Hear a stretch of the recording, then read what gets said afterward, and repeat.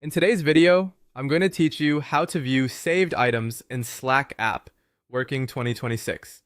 If you use Slack regularly, you've likely starred messages, files, or links you want to revisit. All of those bookmarks live in one place called saved items. Think of it as your personal follow-up list inside Slack, great for tracking tasks, holding on to key details, and keeping important information just a click away. Start by going to Slack. Once you're in, focus on the left-hand sidebar, the column where you normally see your channels, direct messages, and any apps you use. This sidebar is your navigation hub, and it's where saved items lives. As you scan the list, look for an entry labeled Saved Items with a small star icon next to it. That star is your visual cue that these are messages and files you've marked to come back to later. Click Saved Items. Slack will open a dedicated view showing everything you've saved, typically with the most recent items at the top.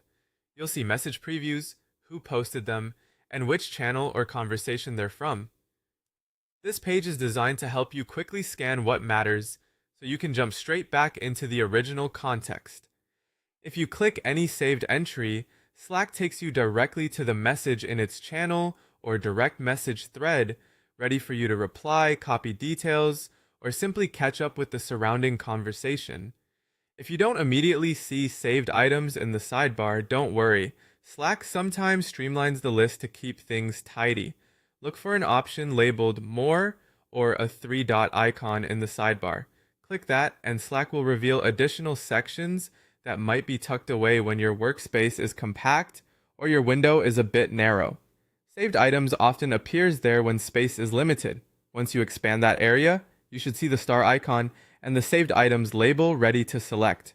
A quick note on what you're seeing: the saved items page is your centralized collection, not a separate space where messages live. It's essentially shortcuts to the original post, so everything stays connected to its channel or direct message.